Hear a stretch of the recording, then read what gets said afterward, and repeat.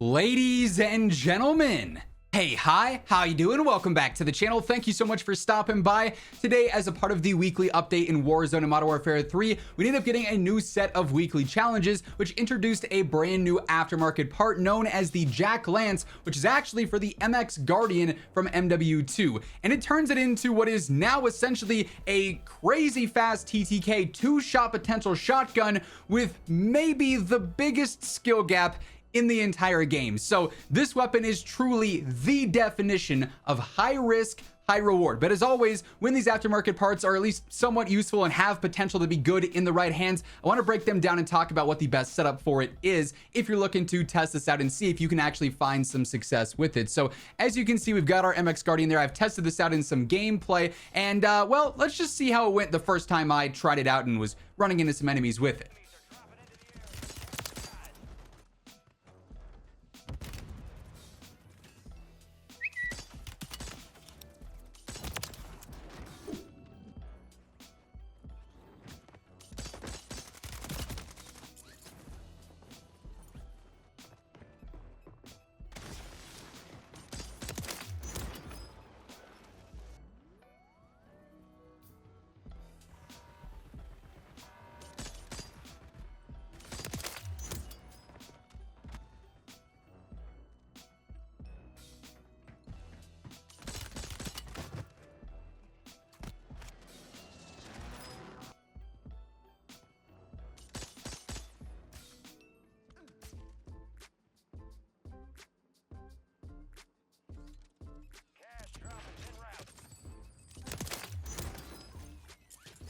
Also, for what it's worth, I'm not sure if there's a specific bug with this blueprint or if it was just because I joined a match mid-progress, but I tried loading into Purgatory with this thing and it just didn't load me in with the MX Guardian with any attachments whatsoever. I jumped into Plunder to test it and it loaded in fine. So maybe that was just like a one-off random experience for me, but something I wanted to note regardless. So of course, as you're going through to actually unlock the JAK Lance, you got to go to your weekly challenges and look at week 2. Now, me personally, I did all 5 of mine in just one simple match of multiplayer, loaded up some shipment, and I was good to go. Went for 35 akimbo operator kills, 20 kills with the weapon set to burst fire, 10 point blank or melees, 2 operator kills with 1 magazine 3 times, and then 25 kills shortly after sprinting. I just used the akimbo Renettis and I got all these done basically at once. I was tracking all these, and you can even see I got a couple of bonus ones done for the other challenges. But if you have multiplayer, you're a premium player, I think that's the most straightforward way to unlock this. If you're a zombies player, it's also pretty straightforward. Akimbo kill weapons, you know, merc kills without being hit, critical kills with rifles, hellhound kills, straightforward.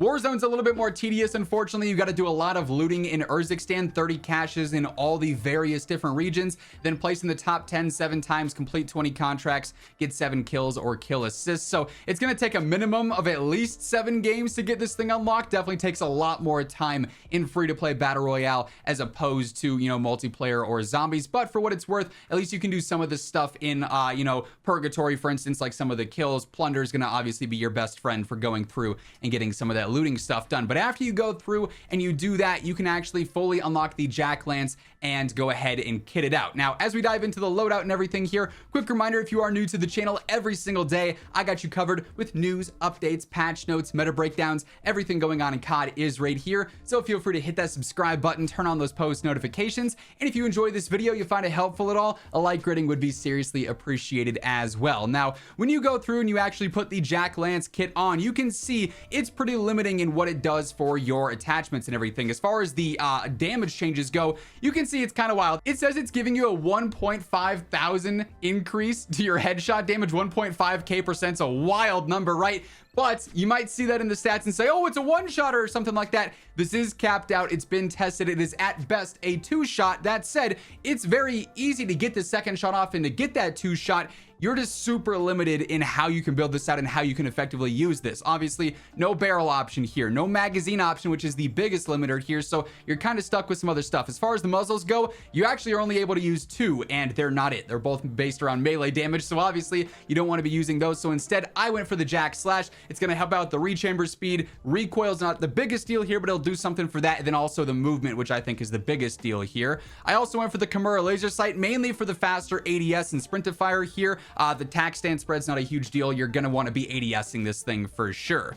I also went ahead and used a stock on here. You got a couple of options for control and hip fire base, but in my opinion, the DCP-0 is the obvious choice. It's doing some for strafe, ADS, your general attack, sprint speed as well. And then you're left to either, like I said earlier, the muzzles and then an optic. And the muzzles being irrelevant, you might as well use an optic. I like NIDAR, so I went ahead and rocked that, and I was all set. That's your 5 attachments. And like I said, the main thing with this thing is that it is incredibly difficult to use because you only have 3 shots. Now you can see, even as I showed in the gameplay clips earlier, but in here, it'll 2-shot to full plate. So if you get the first shot hit, the second shot hit, most cases you'll end up knocking an enemy. However, as you notice, you only have 3 shots. So you have to reload this thing constantly. If you miss one shot like I did there, you miss a second one, you're gonna be in trouble because you have to be so accurate with this thing. Like, we oftentimes treat marksman rifles and battle rifles that are semi-auto as the highest skill gap weapons in the game because they're so